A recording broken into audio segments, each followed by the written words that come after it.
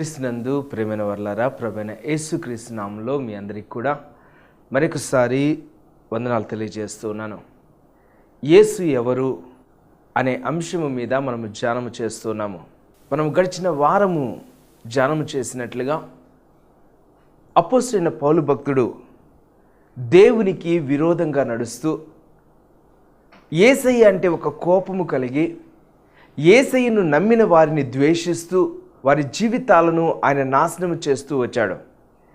కానీ యేసు ప్రభువారే నిజమైన దేవుడు అని తాను అర్థం చేసుకున్న తర్వాత ఆకాశములో ఆ మహిమ ప్రకాశించి యేసయ్య తాను స్వయముగా మాట్లాడిన తర్వాత తన జీవితంలో పౌలు యేసయ్య ఎవరో తెలుసుకోవడానికి, ఆయన యొక్క బలము ఎంతో ఏమిటో తెలుసుకోవడానికి తన జీవితాన్ని మొత్తాన్ని వెచ్చించినట్లుగా మనం ధ్యానం చేశాము.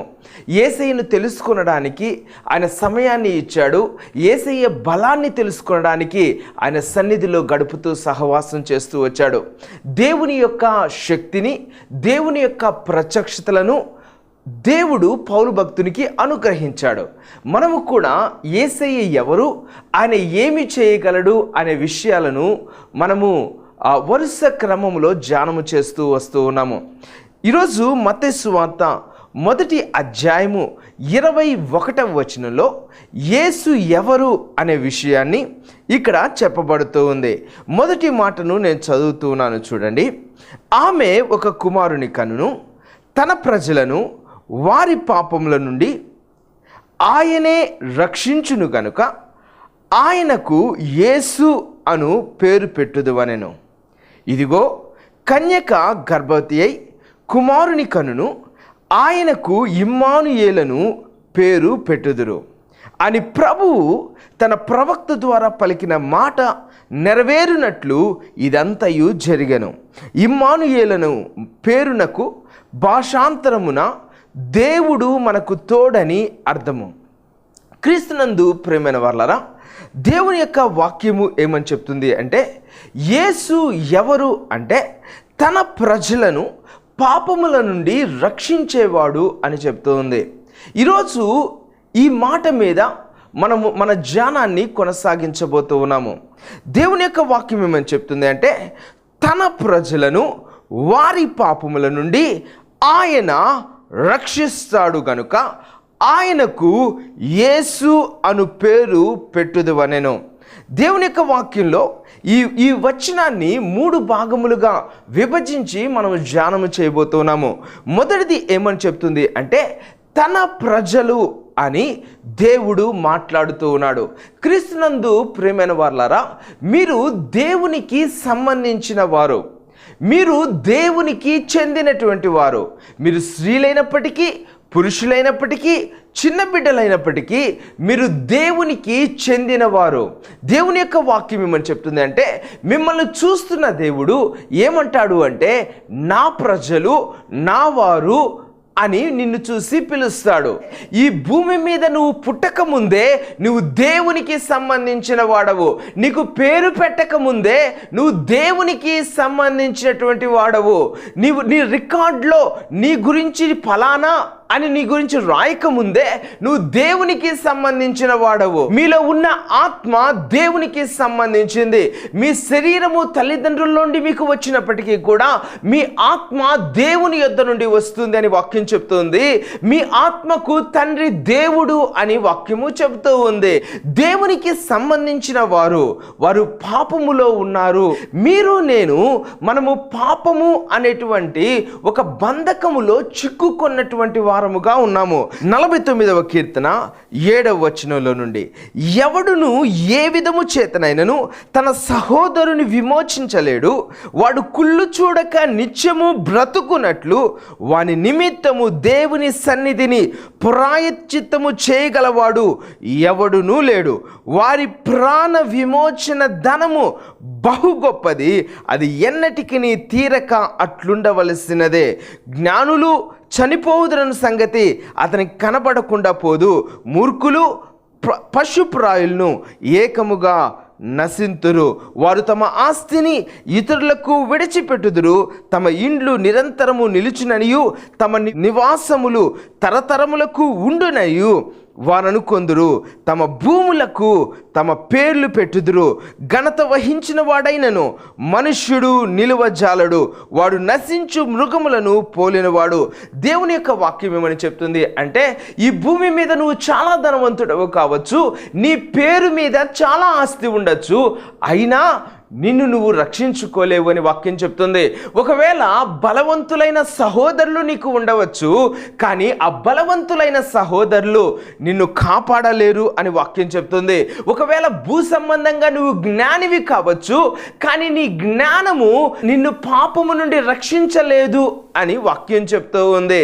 క్రీస్తునందు ప్రేమైన వారలారా, మూర్ఖులు పశుప్రాయులు చనిపోయినట్లుగానే బలవంతులు, జ్ఞానవంతులు, ఆస్తికర్తలు కూడా చనిపోతారని, వారు పశువుల వంటి వారుగా ఈ నేలలో కలిసిపోతారు అని దేవుని యొక్క వాక్యం చెప్తుంది. వారు చెల్లించాల్సిన ఆ విమోచన క్రయధనము చాలా గొప్పగా ఉంది, అది ఎన్నటికీ తీరదు అని వాక్యం చెప్తుంది. ఇది ఎలాగా ఉంది అంటే, పాపము మన ఆత్మతో కలిసిపోయింది. క్రీస్తునందు ప్రేమైన వాళ్ళారా, మన చేతులకు మట్టి అంటుకుంది అనుకోండి, మనము నీళ్లతో కడిగేస్తాము. ఒకవేళ మన చేతులకు పెయింట్ అంటుకుంది అనుకోండి, కిరోసిన్ వేసో పెట్రోల్ వేసో కడుగుతాము. ఒకవేళ పెట్రోల్ అయింది అనుకోండి, సబ్బేసి కడిగితే అది పోతుంది. కానీ పాపము మన ఆత్మలో ఎంతగా కలిసిపోయింది అంటే, ఏ మనిషి కూడా దానిని విభజించలేడు. దేవుని మాటకు విరోధంగా జీవించే ప్రతి క్రియ కూడా అది మన జీవితంలో పాపముగా పరిణమిస్తుంది అని వాక్యం చెప్తుంది. భూమి మీద నీతిమంతుడు అనే వ్యక్తి ఎవరూ కూడా లేరు. దేవుడు కోరిన పరిశుద్ధుడు ఎవరూ కూడా లేరు. యెషయా గ్రంథము 19వ అధ్యాయము 20వ వచనంలో ఈ మాటలు చెప్పబడుతూ ఉన్నాయి. బాధకులను గూర్చి వారు యెహోవాకు మొరపెట్టగా ఆయన వారి నిమిత్తము శూరుడైన యొక్క రక్షకుని పంపును, అతడు వారిని విమోచించును. దేవుని యొక్క వాక్యం ఏమని చెప్తుంది అంటే, ఈ భూమి మీద మనుష్యులు పాపము నుండి విడుదల పొందలేక వారు బాధపడుతూ వేదన చెందుతూ వారి ఆత్మలో నుండి ఒక మొర దేవుని దగ్గరకు చేరుతూ ఉంది.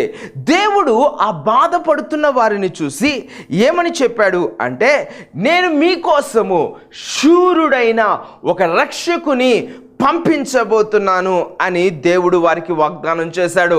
ఈ శూరుడైన రక్షకుడు వచ్చి పాపము నుండి మనల్ని విమోచిస్తాడు అని దేవుడు వాగ్దానం చేశాడు. క్రీస్తునందు ప్రియమైన వారలారా, యేసు ఎవరు అంటే, ఈరోజు దానికి మీకు జరుగుతున్నటువంటి మొదటి జవాబు, ఆయన శూరుడైన రక్షకుడు, ఆయన బలవంతుడైన రక్షకుడు, ఆయన ఆత్మలో నుండి మన పాపమును తీసివేయగలిగినటువంటి పరిశుద్ధుడు ఆయన.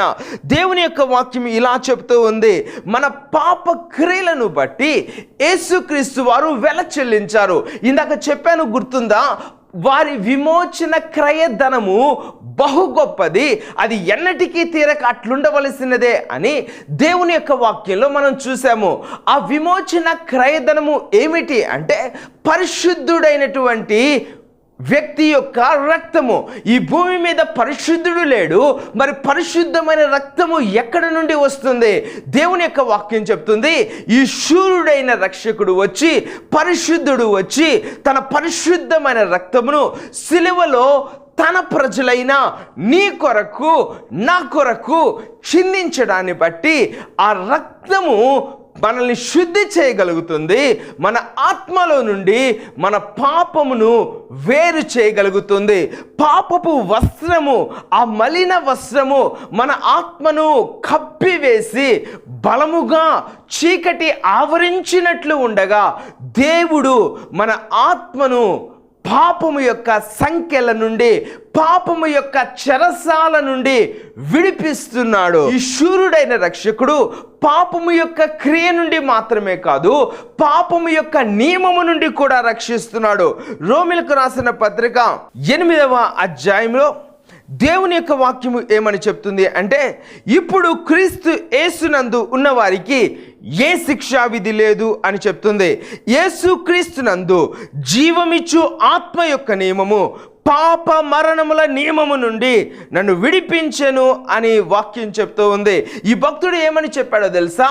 నా వరకు నేను చాలా మంచిగా ఉండడానికి ప్రయత్నం చేశాను, నేను మంచి విలువలతో కూడిన జీవితాన్ని జీవించాలి అని నేను నేర్చుకున్నాను, కానీ ఏది కూడా నన్ను పరిశుద్ధంగా ఉంచలేకపోయింది. నేను పరిశుద్ధంగా బతకాలన్నా అది నా వలన కాలేదు, కారణం నాలోని పాప నియమము. కానీ ఇప్పుడైతే శూరుడైన రక్షకుడు వచ్చి నా కొరకు ఒక మంచి పని చేశాడు. అదేమిటంటే నా మీద ఉన్న శిక్షను ఆయన మోపుకున్నాడు. ఇప్పుడు నేను ఆయన యందు విశ్వాసం ఉంచుతూ ఉన్నాను, నా జీవితంలో నేను శిక్షను అనుభవించను అని వాక్యం చెప్తున్నాడు. ఇప్పుడు పాప నియమానికి బదులుగా దేవుడు తన ఆత్మ చేత మనల్ని ముద్రిస్తూ ఉన్నాడు. దేవుడు తన ఆత్మను మన హృదయములలోనికి పంపిస్తూ ఉన్నాడు. దేవుడు తన ఆత్మ బలము చేత మనల్ని నింపుతూ ఉన్నాడు. ఈ ఆత్మ నియమము మన శరీర అవయవములలో నివసిస్తున్నటువంటి పాప నియమమును గెలిచేలాగా, జయించేలాగా చేస్తూ ఉంది. వాక్యం చెప్తుంది, ఇశ్రాయేలు అరణ్యంలో ఉండి వేదన చెందుతున్నారు. వారు కనానును స్వతంత్రించుకోవాలి అంటే ఈ సెఫీలులు ఉన్నత దేహులు అడ్డుగా ఉన్నారు, వారితో పోరాడాల్సి ఉంది. క్రీస్తునందు ప్రేమైన వారలారా, మన జీవితంలో కూడా పాపము ఇంత బలమైనదిగా ఉన్నప్పుడు యెహోషువలాగా ప్రభువైన యేసుక్రీస్తు వారు శూరుడైన రక్షకునిగా దిగి వచ్చారు. ఆయన వారితో యుద్ధము చేశాడు, పాపముతో యుద్ధము చేశాడు. ఆయన పాపము యొక్క నియమముతో యుద్ధము చేశాడు. ఆయన పాపము వెనక మరణము సాతానుతో ఆయన పోరాడాడు. ఆయన గెలిచినట్లు దేవుని యొక్క వాక్యము చెబుతూ ఉంది. మీ పాపమును మీరు గెలవలేరు, మీలోని పాప నియమమును కూడా మీరు గెలవలేరు. యేసుక్రీస్తు వారు మాత్రమే మీకు జయాన్ని ఇవ్వగలరు. మీరు కనానును స్వతంత్రించుకునేంత వరకు సెఫీలులు మీకు రావాల్సిన ఆశీర్వాదాన్ని వారు దొంగిలిస్తూ ఉన్నారు.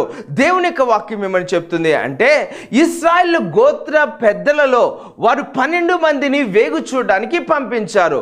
వారు వెళ్ళి తిరిగి వచ్చేటప్పుడు ద్రాక్ష గెలలను, దానిమ్మ కాయలను తీసుకుని వచ్చారు. అరణ్యములో 40 సంవత్సరాలు వారు ఉన్నారు కదా, ఆ 40 సంవత్సరాలు ఈ ఆహారాన్ని వారు ఎప్పుడూ కూడా భుజించలేదు. ఇంత రుచికరమైన వాటిని వారు అనుభవించలేరు. దేవుడు మనల్ని పాపమును వదిలి పరిశుద్ధమైన జీవితంలోనికి రమ్మని ఎందుకని పిలుస్తున్నాడు అంటే, పాపములో ఉన్న జీవితము అరణ్యపు బ్రతుకు వంటిది. దేవుని చెంతకు వచ్చిన జీవితము అది పాలు తేనెలు ప్రవహించే ఒక జీవిత అనుభవాన్ని కూడింది అని మీకు తెలియచేస్తూ ఉన్నాను. నువ్వు అరణ్యములోనే బ్రతుకుతూ ఉన్నావు, అరణ్య జీవితాన్ని నువ్వు అనుభవిస్తూ ఉన్నావు. ఎప్పుడైతే నీ అవిశ్వాసాన్ని వదిలిపెట్టి శూరుడైన రక్షకుని దగ్గరకు నువ్వు రాగలిగితే నీ జీవితంలో పాలు తేనె ప్రవహించే ఒక సమృద్ధి అయిన జీవితంలోనికి దేవుడు నిన్ను నడిపించగలడు. ఈ శూరుడైన రక్షకుడు నీ ముందు నడుస్తాడు అని నీకు తెలియచేస్తూ ఉన్నాను.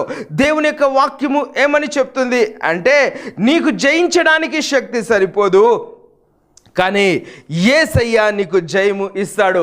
ఈరోజు నువ్వు ఒక నిర్ణయము తీసుకోవాల్సి ఉంది. పాపములో అలానే బ్రతుకుతూ అరణ్య జీవితాన్ని, చీకటి జీవితాన్ని అనుభవిస్తావా, లేకపోతే దేవుని వెలుగులోనికి వచ్చి నీ జీవితాన్ని ఆశీర్వాదంగా మార్చుకుంటావా అనేది నీకు ఇవ్వబడినటువంటి ఒక అవకాశంగా ఉంది అని తెలియచేస్తున్నాను. నిర్ణయము నీదే. అరణ్యములో ఉంటావా, లేకపోతే దేవుడు చూపించే దేశంలో నువ్వు సంతోషాన్ని అనుభవిస్తావా? శూరుడైన రక్షకుడు ప్రభువైన యేసుక్రీస్తు వారు నీ జీవితాన్ని సమృద్ధితో కూడిన జీవితంగా మార్చగలడు అని మీకు తెలియచేస్తూ ఉన్నాను. ఈ శూరుడైన రక్షకుని గురించి ఇంకా ఏమని చెప్తూ ఉంది అంటే, మత్తయి సువార్త 1వ అధ్యాయము 21వ వచనము 22వ వచనంలో యేసు అనే పేరుకు రక్షకుడు అని, ఆయన ఇమ్మానుయేలు అని కూడా చెప్పబడింది. ఎందుకని యేసుకు ఇమ్మానుయేలుకు ఆ రెండు పేర్లు పక్కపక్కనే చెప్పబడ్డాయి. అంటే ఏ మనిషి అయితే తన జీవితంలో పాపము నుండి బయటకు రావాలి అని తీర్మానం చేసి యేసుక్రీస్తు రక్తమునందు విశ్వాసం ఉంచి దేవుడు తన కొరకు చేసినటువంటి ఆ శిలువ యాగమును, ఆ యజ్ఞమును తను అర్థము చేసుకొని తన జీవితంలో పాపాన్ని దేవుని దగ్గర ఒప్పుకుంటాడో ఆ వ్యక్తికి దేవుడు తోడుగా ఉంటాడు. దేవుని యొక్క వాక్యం చెప్తుంది, ఆయన తన ప్రజలకు తోడుగా ఉంటాడు. ఆయనకు ఇమ్మానుయేలు అని పేరు పెట్టబడుతుంది. అంటే దేవుడు నీకు తోడు. క్రీస్తునందు ప్రేమైన వాళ్ళరా, పరిశుద్ధమైన జీవితానికి ఒక ఫలము ఉంది. పాప జీవితానికి కూడా ఫలం ఉంది కదా. పాపము యొక్క ఫలము ఏంటి చెప్పండి? దాని జీతము ఏంటి చెప్పండి? వేదన, శ్రమ, అవమానము, మరణము, అంతేకాదు భయంకరమైన నరకము కూడా. కానీ పరిశుద్ధతకు కూడా ఫలము ఉంది. అదేంటి అంటే దేవుడు మనకు తోడుగా ఉండబోతున్నాడు. దేవుడు యోసేపుకు తోడుగా ఉన్నాడు కాబట్టి యోసేపు ఐగుప్తు దేశానికి ప్రధానమంత్రిగా కాగలిగాడు. బానిసల్లో ఒకడై ఉన్నప్పటికీ తన జీవితంలో శత్రువులైన మనుష్యులు అనేకులు ఉన్నప్పటికీ సింహపు బోనులో వేయాలి, ఇతన్ని చంపేయాలి అని అనేకులు దానియేలుకు విరోధంగా ఆలోచించినప్పటికీ దేవుడు యోసేపుకు తోడుగా ఉన్నట్లు దేవుడు దానియేలుకు కూడా తోడుగా ఉన్నాడు. క్రీస్తునందు ప్రియమైన వాళ్ళారా, శూరుడైన రక్షకుడు నీతో ఉండాలి అని నువ్వు కోరుకుంటే నీ జీవితంలో నువ్వు పరిశుద్ధమైన జీవితాన్ని జీవించాల్సి ఉంది. నాకు తెలుసు, నీకు కూడా తెలుసు, మనంతటా మన బలముతో మనం పరిశుద్ధమైన జీవితాన్ని జీవించలేము. మనకున్న శక్తి చాలదు. కాబట్టి శూరుడైన రక్షకుడిని ఆశ్రయిద్దామా? నేను మీతో చెప్పమంటారా, యేసుక్రీస్తు వారు నిజముగా శూరుడైన రక్షకుడు. ఆయన నన్ను పాపము నుండి, పాప నియమము నుండి విడిపించి తానే నాకు తోడుగా ఉండడానికి వచ్చాడు. దేవుడు నీకు కూడా తోడుగా ఉండడానికి ఇష్టపడుతూ ఉన్నాడు. అరణ్య జీవితాన్ని బ్రతకద్దు అని మనవి చేస్తూ ఉన్నాను. అర్థం చేద్దామా? ప్రియమైన తండ్రి, మీకు వందనాలు నాయన. నాయన, అరణ్యము లాంటి ఒక జీవితాన్ని మేము జీవిస్తున్నప్పుడు తండ్రి, శత్రువు అయిన పాపము, పాప నియమము మా జీవితంలో ఉన్నత దేహము కలిగి సంఖ్యలతో మమ్మల్ని బంధించి ఉండగా మేము వేదన చెందాము నాయన. కానీ శూరుడైన రక్షకునిగా మీరు దిగి వచ్చినందుకు వందనాలు. పాపము నుండి, పాప సంఖ్యల నుండి నన్ను, మమ్మల్ని అందరినీ కూడా మీరు విడిపించే దేవుడుగా ఉన్నాడు నాయన. మీకు వందనాలు తండ్రి. మీ శక్తి, మీ బలము, మీ మహిమ మా జీవితంలో ప్రత్యక్షము కానిమని ప్రార్థన చేస్తున్నామయ్యా తండ్రి. ఏ మనిషి అయితే పాపము వలన, పాపం వలన కలిగే ఆ పర్యవసానం వలన, పాపం వలన కలిగే ఆ వ్యాధి, మరణము వలన, పాపం వలన కలుగుతున్నటువంటి సాతాను యొక్క చెరసాల వలన ఎవరైతే వేదన చెందుతున్నారో నాయన, వారిని మీరు రక్షించగలరు తండ్రి. ఇప్పుడే మీ బలమైన చేతిని చాపమని ప్రార్థన చేస్తున్నాము నాయన. ప్రతి విధమైన సంఖ్యలు యేసుక్రీస్తు నామములో తెగిపోతున్నాయని చెప్తున్నాను తండ్రి. వీరిని అడ్డము చేస్తున్న, ఆటంకం పరుస్తున్నటువంటి మనుషుల యొక్క మాటలు, వీరిలోని అవిశ్వాసము అనే సంఖ్యలు తెగిపోయి కనాను దేశంలోనికి వీరు ప్రవేశించుదురుగాక. ఉన్నత దేహములు అయినటువంటి పాపపు సంఖ్యల నుండి, పాప నియమము నుండి మేము విడుదల పొందిన వారముగా శ్రేష్టమైన జీవితాన్ని ఈ భూమి మీద అనుభవించడానికి సహాయము చేయమని ప్రార్థన చేస్తున్నాము నాయన. యేసయ్యా, మీకు వందనాలు. మీ శూరత్వమును బట్టి, మీ బలమైన శక్తిని బట్టి మీకు వందనాలు నాయన. మిమ్మల్ని పిలుస్తున్నాము. మా జీవితంలోకి వచ్చి మీరు గొప్ప కార్యాలు చేయమని మహిమ గల, శక్తి గల యేసుక్రీస్తు నామములో ప్రార్థించి అడుగుతున్నాము తండ్రి. ఆమెన్.